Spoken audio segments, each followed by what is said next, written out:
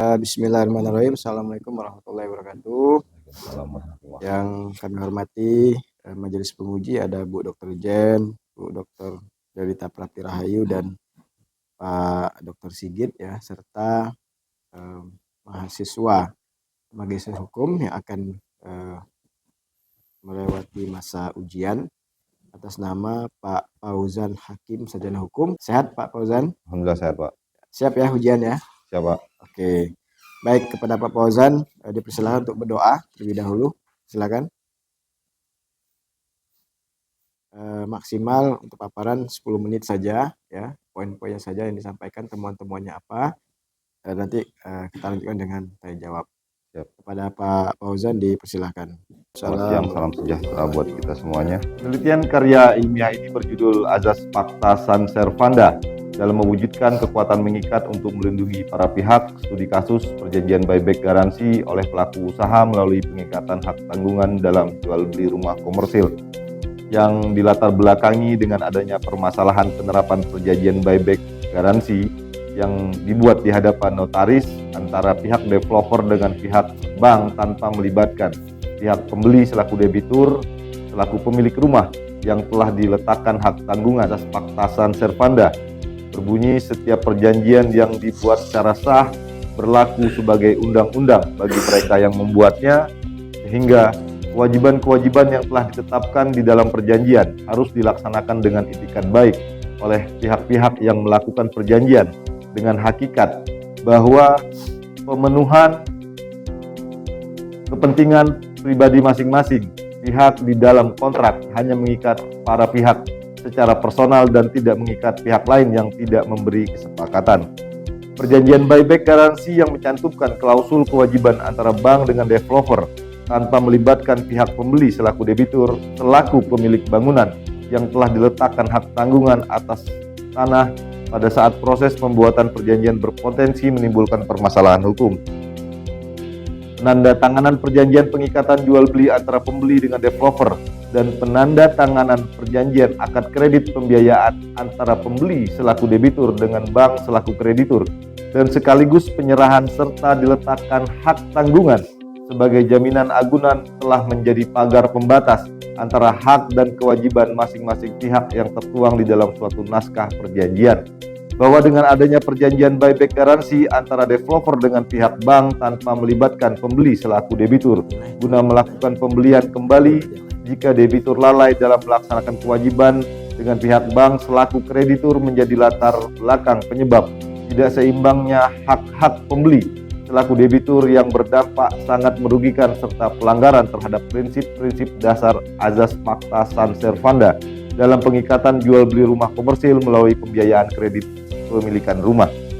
Berdasarkan latar belakang tersebut, penulis tertarik untuk melakukan penelitian. Rumusan masalah, bagaimana keabsahan perjanjian buyback garansi di dalam jual beli rumah komersil. Kedua, bagaimana akibat hukum perjanjian buyback garansi dalam jual beli rumah komersil.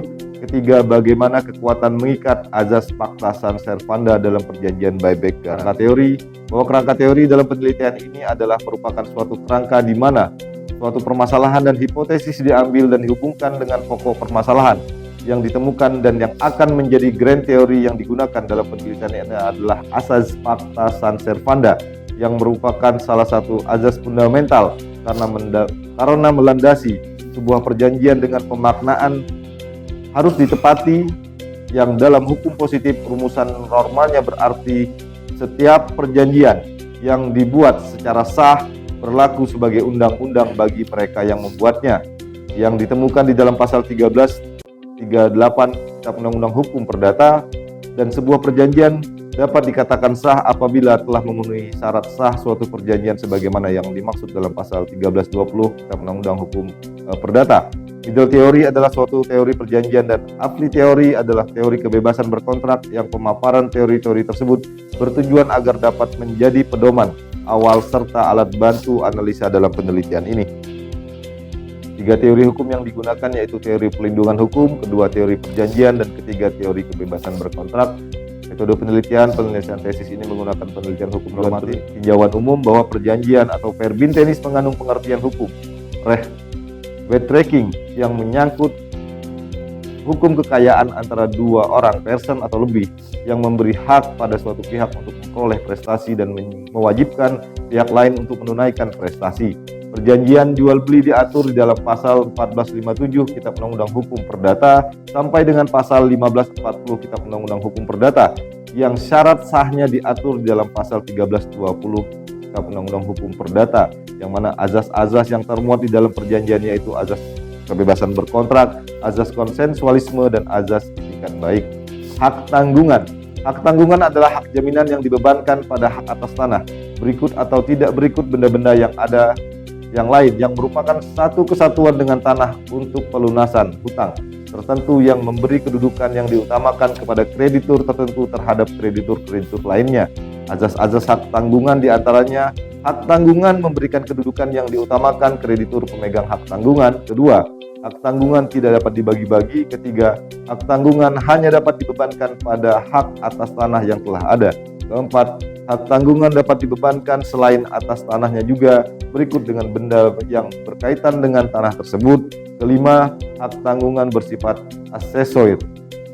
Sertifikat hak tanggungan dan eksekusi hak tanggungan. Pemberian hak tanggungan yang telah ditandatangani oleh para pihak di hadapan notaris dan saksi-saksi, maka akta hak tanggungan harus segera didaftarkan di kantor pertanahan paling lambat 7 hari. Barulah hak tanggungan lahir.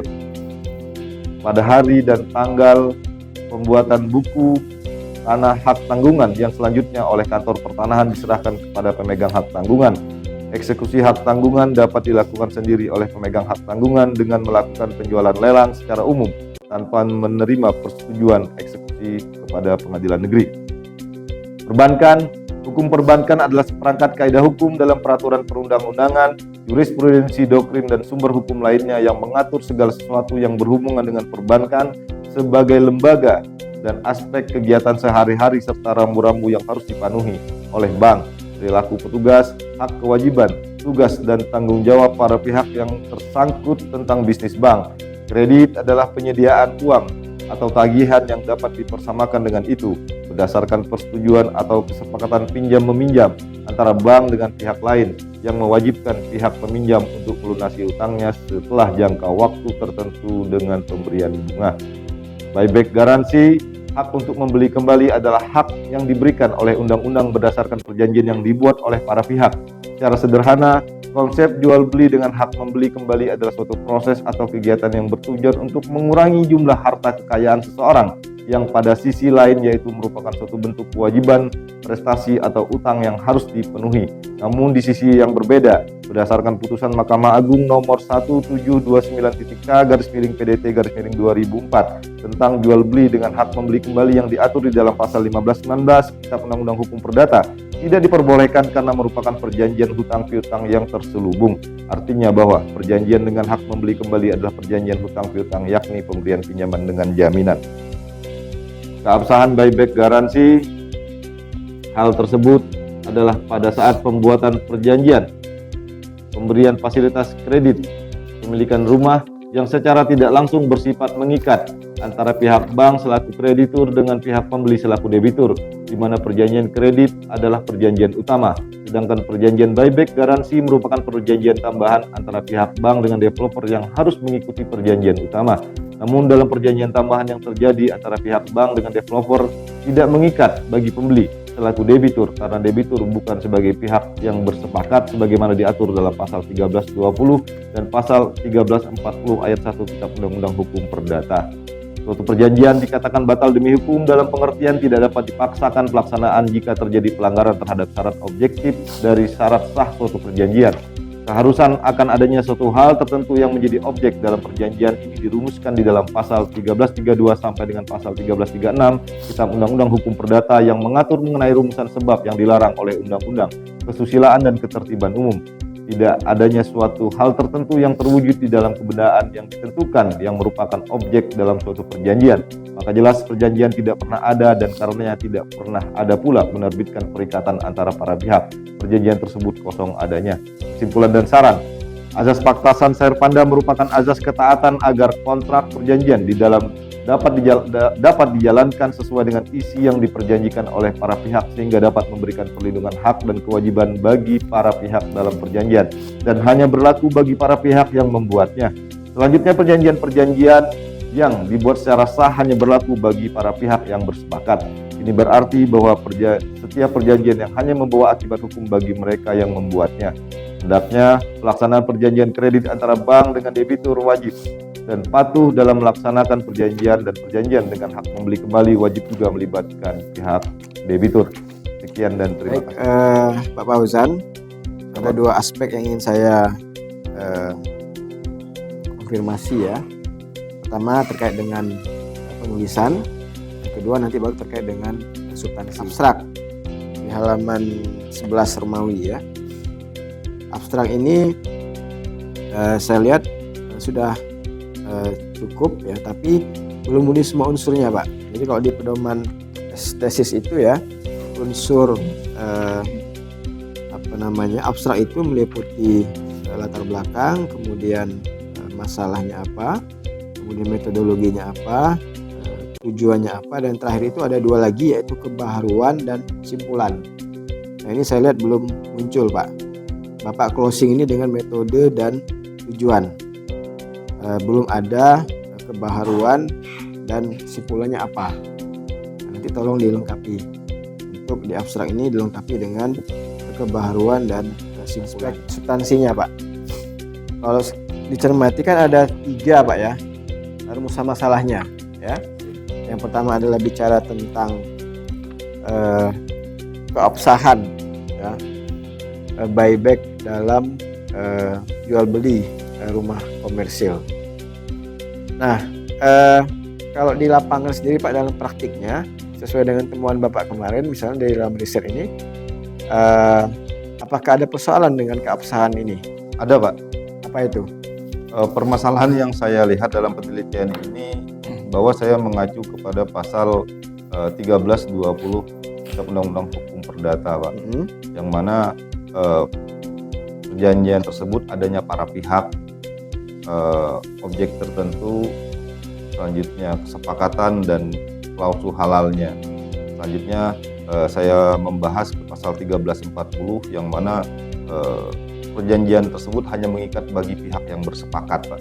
Jadi dalam perjanjian jual beli, perjanjian pendahuluan jual beli tersebut terjadi antara pihak developer dengan pihak pembeli yang terikat dalam perjanjian jual beli. Selanjutnya perjanjian kredit yang terjadi antara pihak bank dengan pihak debitur pembeli yang terikat dalam akta jual beli.